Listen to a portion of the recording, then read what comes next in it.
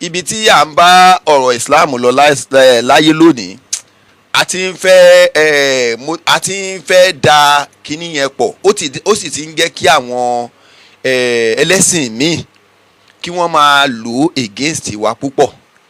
For instance nísìnyí kákọ̀ mú àyá Al-Kùránì kan ká wá ní ohun tó já sí pé gbogbo àwọn èèyàn ti ń rí pé bó ti rí rèé o bó ti lọ rèé o bó ti rí rèé o kákọ̀ dé ká ní ẹ bẹ́ẹ̀ kọ́ lórí kò sẹ́ni tó fẹ́ gbọ́ wáyé kò séyàn kan tó máa gbọ́ wáyé pé ìtẹ́ sọ yẹn nínú ẹ̀kọ́ àbí tábà ní ká gbé lọ́nù náàwù tábà ní ká gbé lọ́nù bàlágà tábà ní ká gbé lọ́nù mọ́tìkì tábà ní kò ẹni mélòó ló gbọ́ náàwù yé ẹni mélòó ló gbọ́ sọ́rífù yé ẹni mélòó ló gbọ́ bàlágà yé ẹni mélòó ló gbọ́ mọ́tìkì yé tá a fẹ́ sọ pé a fẹ́ gbé gbogbo àwọn nǹkan yẹn wọnú ẹ̀ kódà bàbá tí ń ṣàlàyé gan kò ní yẹ́lò míì so àwọn nǹkan yìí àwọn tó máa padà wá ṣe ni pé yóò máa padà tàbùkù bá Islam ìyẹn lèmi fi máa ń kí àwọn tó já sí pé èmi sọ ní gbogbo ìgbà àwọn tèmi lè kí nínú Islam tí wọ́n ń ṣiṣẹ́ Islam gangan tá a bá mú gbogbo àwọn ìmáàmù wa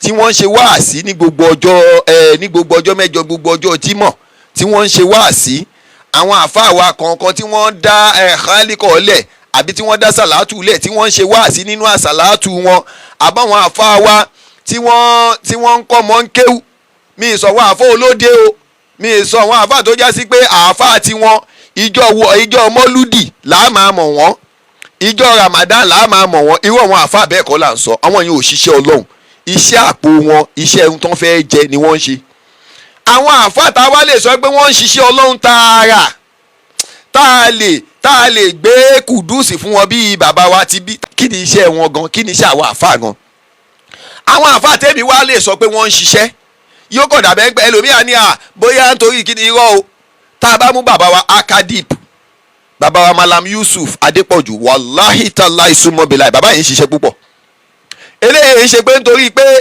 kíní kan bàbá yẹn ń ṣiṣẹ́ torí pé ká tó lè rí èèyàn ẹwọ́dún tí wọ́n ti ń sọ̀rọ̀ bíbélì tí wọ́n dẹ̀ fi ń compare pẹ̀lú Islam pẹ̀lú Al-Qur'an tó wá mú àwọn ọ̀rọ̀ tó já sí pé ìwọ tó jẹ́ mùsùlùmí kan tó bá gbọ́ inú àdùpọ̀ wà nù Islam tí wọ́n mú jáde ẹ wá wòye pastors tí wọ́n ti ń takò wọn àtà tí wọ́n fi gbé ọmọ kékeré kan dìde lẹ́nu ọjọ́ mẹ́ta yìí nú àbí kí ló ń jẹ́ ẹ wo bó ṣe takò bàbá náà tó kò rí bàbá náà win ni likewise Jamiu Adégúà iṣẹ́ Ọlọ́run náà ṣe tí kì í bá ń ṣe ohun tó padà wá fi ń bà á jẹ́ láàrin ara wọn kí ni ohun tó fẹ́ bí ìjà láàrin bàbá wa Malam Yusuf àti bàbá wa Jamiu Adépọ̀jù nígbà tó Jamiu Adégúà nígbà tó já sí pé iṣẹ́ Islam lẹ́jọ́ ń ṣe àkọ́kọ́ nìyẹn ẹjọ́ ń pèpè sójú ọ̀nà ọ̀tọ̀ lóhùn ni ẹjọ́ ń fi Bíbélì àti Kùránì ń wọn ayé pé báyé ti rí rèé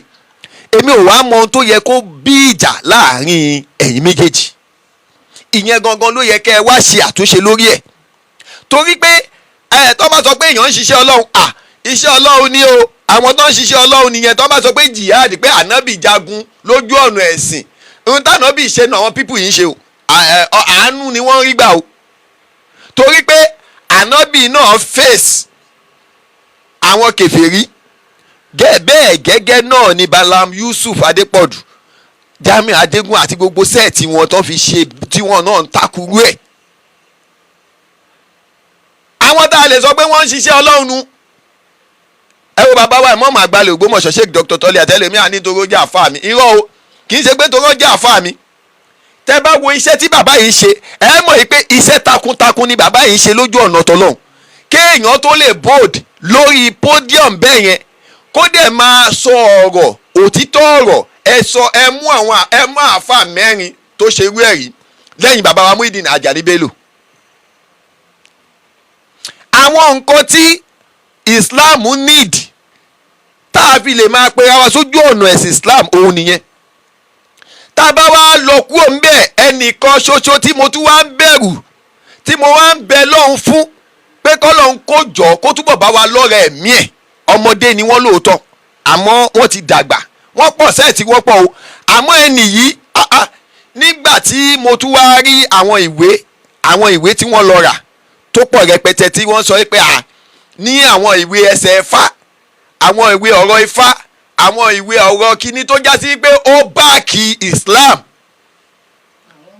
mo wá wòó pé ẹni yìí ẹni tí ó yẹ kéèyàn ó ṣàdúrà fún ni òun náà ni Alagusi. Bàbá wa Alagusi, Ọlọ́run ní jẹ́ ó bàjẹ́ fún yín, torí iṣẹ́ gidi, iṣẹ́ takuntakun ni, iṣẹ́ tó já sí pé ó lójú èèyàn tó lè fèsì irú ẹ̀. Wàláhì tàláì súnmọ́ bíláì. Ẹ mọ̀ pé mi a máa sọ pé bí mo ṣe wà yìí o, bàbá tó bí èmi lọ́mọ o, ó ní adáhùn ṣe ní. Àmọ́ ìyá tó bí mi lọ́mọ dìídì sọ fún mi pé àáfàá ni bàbá rẹ ni o ṣe, despite pé mi ìbá bàbá láyé. Kọ́ ló ń bá mi fi ọ̀run kẹ́. So ẹ wá wo iṣẹ́ tí Alagusi yẹn ṣe, tẹ́sí mọ́rú àwọn ìwà tó wà. Ẹ mọ iye àwọn tó já sí pé wọ́n pe àwọn lálàṣìṣe tí wọ́n ń takù máyìn. Ṣé wàá rò pójú lásán ni? Wọ́n máa fi tibí tákù ẹ̀, wọ́n máa fi oògùn tákù ẹ̀, wọ́n máa fi oríṣiríṣi nǹkan tákù ẹ̀, àmọ́ tó ti bẹ́ẹ̀ náà Alagusi ò sá àtàwọn sẹ́ẹ̀tì wọn bẹ́ẹ̀. Àwọn tẹ́mi rò pé wọ́n ń ṣiṣẹ́ Ọlọ́run nìyẹn, gbogbo àwọn tó kù à ń dẹ̀sìn rú ni. Wàláhì tàláì súnmọ́ bílà. Ṣé ṣé àdẹ̀sìn rú wọ́n ti sọ̀rọ̀ pé wọ́n lè jájá o, wọn ò jájá o. Ó ti wà ní Islam látàyé tó ti pẹ́ pé ìjà kò sí ohun tó ń jẹ́ lè jájá ní Islam. Káwọn àfáà kan tún wá dé lónìí pé a lè jájá. Ṣé wọ́n ṣiṣẹ́ Islam ni àbí wọ́n ń dà Islam rú?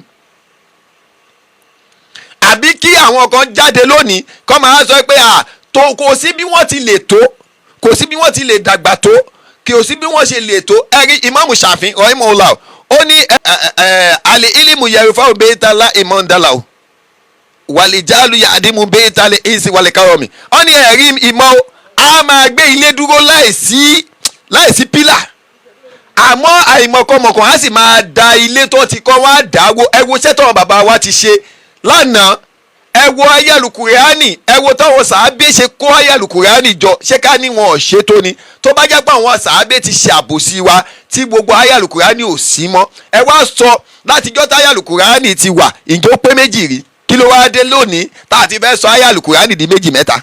A máa wá twist ẹ̀ síbi tó máa favour wa. ṣéṣe Ọlọ́run nu lèmi ṣe sọ pé àwọn bàbá wa Malam Yusuf, bàbá wa Akadip, àwọn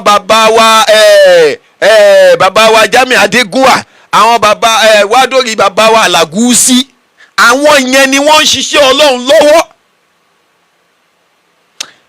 Ọni kúlù akọ̀wọ̀lọ̀ kánà mọ́ra ẹ̀sọ́ òdodo kódà kó kò jù wọ́ lọ. Bó ti bàbá tó yẹ ká máa kíre nínú Islam. Ó dáa nígbà tí wọ́n kọ́ dé tó ní ohun tí lágbájá sọ yẹn ò dá o, àmọ́ gbà tí wọ́n náà fẹ́ fèsì ṣé sì tó dá ló fi. Ṣó o mú ẹ̀kọ́ jáde ńbẹ̀? Ó dáa ẹ̀yin tá ẹ sọ pé ẹ̀ ṣiṣẹ́, ó dáa ṣé ṣé Ọlọ́run ẹ wo òkè nísìn Alagusi ẹ wo ọjọ́ tó ti ń sọ pé Ifá tó ń bá wọn tákù àwọn onífá èló ni wọ́n ti fún. Bàbá wa ìmọ̀ọ́mọ̀ àgbàlẹ̀ Ògbómọ̀ṣọ́ Sheikh Dr. Toliat ìjọ tí wọ́n ti ń ṣe wáàsí tí wọ́n ti ń pariwo kíní kan èló. Ẹnìkan wá sọ pé Lárúbáwá òun fẹ́ torí pé ó fẹ́ dìfẹ́ǹdì ẹnìkan lásán. Lárúbáwá kíní kan wá torí ọ̀n fún ní ọ̀nà fún 1 million ṣe kíní kan. All this thing ṣé Islam ló ṣe ni? Àbò ń support èèyàn kan, àbò ń guide èèyàn kan? Ṣé èèyàn ni wọ́n ní ká guide ni àbí ká guide Islam? Àwọn sàábà tí wọ́n tẹ̀lé ànábì Muhammad sallallahu alayhi wa sallam kì í ṣànábì ni wọ́n ń sèfù Islam ni. Gbogbo àwọn bàbá, gbogbo àwọn tí wọ́n àwọn sàábà tá a wá ń fẹnu àbùkù tá a fi ń kọ̀ lónìí, gbogbo àwọn sàábà tá à ń twist aya àdìsí wọn, tá à ń twist aya alukurani tí wọ́n kó jọ lónìí nísìnyí, wọ́n sèfù ànábì, Islam ni wọ́n sèfù. Òun làwa ṣe bá Islam lẹ́nìí. Ṣáwa ń sèfù Islam ní àbá ń yẹpẹrẹ Islam? Ṣé mi ó da ebi tí mò ń sọ̀rọ̀ ṣé mo sèfù Islam ní àbí mo ń yẹpẹrẹ Islam? Ìwọ náà tó ń gbọ́ ṣé o sèfù Islam ní àbó ń yẹpẹrẹ Islam? Ẹ jẹ́ kó máa rókì lọ́kàn gbogbo wa. Ta ló ń sèfù Islam mọ́nú wa? Tẹ́lẹ̀ bá máa dé èmi ni ṣéwù lágbájá, ìyìn tí lágbájá yẹn sọ kíní kan ni, ṣé òṣìṣẹ́ Ọlọ́run ni àbò òṣìṣẹ́ àpò ara àbí kán lè mọ̀ pé ọmọ bàbá kíní kan ni mí. Ìyìn tí gbogbo wa ń bá kiri nu. Gbogbo wa ò dúró àjókòó ká ronú wípé ibo ni à ń bá ẹ̀sìn lọ, báwo ni Islam báwo ló ṣe fẹ́ survive nínú ayé, báwo ni Islam ò ṣe ní bàjẹ́. Ẹ wá wo rate bàbá wa Dahud Afanla wòlíì àgbà. Ọlọ́run má kánjú pa bàbá wa yìí o, tó rán àwọn tá a dẹ̀ ń wò níwájú nìyẹn o. Bàbá wa Dahud Afanla, àwọn tá à ń wò níwájú ní ìsìn nìyẹn, ọ̀hún gbọ́dọ̀ kú báyìí wàláì nǹkan ṣe Islam. Ẹ wo bàbá yìí, ẹ wo ọjọ́ tí bàbá yìí sọ̀rọ̀ yìí pé àwọn ẹlẹ́sìn míì náà ti ń kọ́ Islam, wọ́n ti ń kọ́ ayélujára, wọ́n ti ń kọ́ àdísì, wọ́n ti mọ gbogbo kí ni wọ́n fẹ́ kọ́ láti lè fi wọ́n fẹ́ kọ́ láti lè fi takù wa ni, kì í ṣe pé wọ́n fẹ́ kọ́ láti lè sọ wípé wọ́n fẹ́ fi join Islam. Ó dáa ní tẹ́ máa fi mọ̀ rè Professor Ogunbiyi tó já sí pé first degree in Arabic and Islamic study, tó jẹ́ pé àwọn ni wọ́n kọ́kọ́ gba first professor in Arabic and Islamic study. Ẹjọ́ di ọ̀la ṣé wọ́n jẹ́ mùsùlùmí ni? Wọ́n ń ṣe mùsùlùmí náà. Kí ló dé tí wọ́n kọ́ gbogbo ìmọ̀ yẹn tí wọ́n padà di mùsùlùmí? Ìyẹn ni gbogbo wa gbọ́dọ̀ ló yẹ káwa mùsùlùmí ká jókòó ká rò. Àmọ́ a máa bọ́ sórí social media, lágbájá sọ̀rọ̀ mo fẹ́ fèsì fún, tàmẹ̀dú sọ̀rọ̀ mo fẹ́ dá lóhùn. Gbogbo nǹkan yìí ó sì ń ba Islam jẹ́, gbogbo nǹkan yìí ó sì ń dọ̀tí Islam, ó ń kábùkù bá Islam. Islam bánàbì ṣe gbé wá ní ká jẹ́ ká jọ gbé o.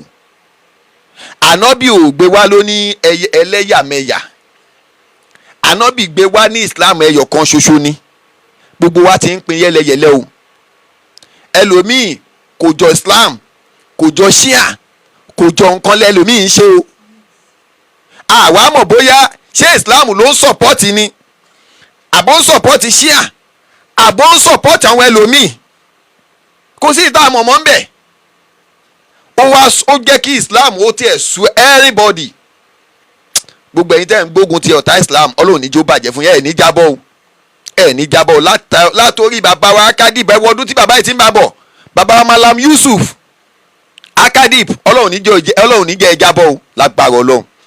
Wọn ò sì ní rí yín mú. Mo wà lórí program wọn láti alẹ́ àná di nǹkan bíi 3:30 àárọ̀ yìí, àjọ wà ń bẹ̀. Mo wá ń wo iṣẹ́ takuntakun tí bàbá yìí ń ṣe. Ẹ wo bàbá yìí kò sùn, ó dẹ̀ ń ṣiṣẹ́ Ọlọ́run. Tó bá tún dalẹ̀ ní á tún bẹ̀rẹ̀ bẹ́ẹ̀. Ìgbà ó ní bàbá yìí fi ń ráyè sùn. Ẹ̀yin kan wá sọ pé ẹ̀ ń ṣiṣẹ́ Ọlọ́run. Iṣẹ́ tọ́wọ́ bàbá yìí ń ṣe lẹ̀ ń jẹ náà. Iṣẹ́ tọ́wọ́ Malam Yusuf ń ṣe, àwọn tí Malam Yusuf ń pè sí Islam lẹ́yìn ń jẹ. Iṣẹ́ tọ́wọ́ bàbá tàná ṣe òun náà bàbá wa Malam Yusuf ń ṣe. Àwọn bàbá tàná ajágbémọ́ kèfèrí ni wọ́n pè wọ́n. Àwọn bàbá wa tàná títí kan gbogbo àwọn bàbá wa tí à ń sọ pé bóyá oníjàlábí ni wọ́n, kíní kan jàlábí wọ́n fi ń kọ́yàn lẹ́sìn ní ọ̀ọ́ni ní kó lọ mú 1 million wá láyé. Bọ́pá tí ẹ fẹ́ ṣe jàlábí gbà náà. Kábà ń torí ọ̀ọ́ni gbàyàn wọn ò ní lu jìbìtì. Ẹ ní gbọ́ pé wọ́n báyàwó níyàwó ní nǹkan pọ̀. Ẹ ní gbọ́ pé wọ́n hùwà tí ò dáa. Ìtẹ́ máa gbọ́ pẹ̀lú wọn ni pé ìbẹ̀rù Ọlọ́run bí èèyàn bá sunkún dọ́dọ̀ wọn tòun ti bí wọn ò ti ní, wọn á jẹ́ kẹ́nìyàn rẹ́rìn jáde. Ṣé tẹ̀yìn tì sí rí bẹ́ẹ̀? Àbí agbádá jìbìtì bẹ́ẹ̀ ṣe fẹ́ ra mọ́tò, bẹ́ẹ̀ ti fẹ́ kọ́lé òjijì. Gbogbo àwọn nǹkan yẹn jẹ́ àlọ́ mójútó ohun tó bá yẹ ká mójútó. Ẹ̀kọ́ wa sọnù lára gbogbo wa, àtẹ̀mí tí mò ń sọ̀rọ̀ kò sẹ́kọ̀ọ́ kankan lára wa. Bàbá mú ẹni kí àáfà tó ń jáde tó lóun fẹ́ tó dagbádá síta yìí, ẹ béèrè lọ́wọ́ àáfà yẹn pé kó wá ṣe ìdájọ́ kọ̀bìlì àti bàdí. Ó ti tán, ìdájọ́ kọ̀bìlì bàdí lásán ni. Ẹ má ní kó sọ bọ́ ṣe ń wẹ òkú àbí kó sọ nǹkan mi. Tá a bá bímọ tuntun tán bá fárí ọmọ, kí ni tànàbì ní ká ṣe? Ẹ béèrè. So kọ́lọ́n kó jọ kó má ṣẹlẹ̀ ìṣàánú wa. Malam Yusuf Adépọ̀jù, Ọlọ́run níjó bàjẹ́ fún wọn. Labaika de Christ náà lágbára Ọlọ́run, gbogbo ohun tí ó wà láàrin yín lágbára Ọlọ́run, èmi bẹ̀ lọ́hùn pé Ọlọ́run yóò jẹ́ ó tó. Torí iṣẹ́ takuntakun lẹ́yìn méjèèjì ṣe, àwọn náà wà ní live mama bàbá wa Labaika de Christ, àwọn náà wà lórí live lẹ́ni táwọn náà ń ṣe program. Nǹkankan náà jọ ń ṣe pẹ̀lú bàbá wa Malam Yusuf. Comparative dawa náà jọ ń ṣe. Kó yàtọ̀ náà. So ìyẹn tó bá wà ń bẹ̀ ní kẹ́ ẹjọ́ yanjú. Fasiliu bayna akiwaikum. Ẹjọ́ di okùn ọmọ ìyá yín mú. Ẹ wá Làgúsí ò ní jábọ́ o. Àlàgúsí lágbára Ọlọ́run ikú ò ní pẹ́ o.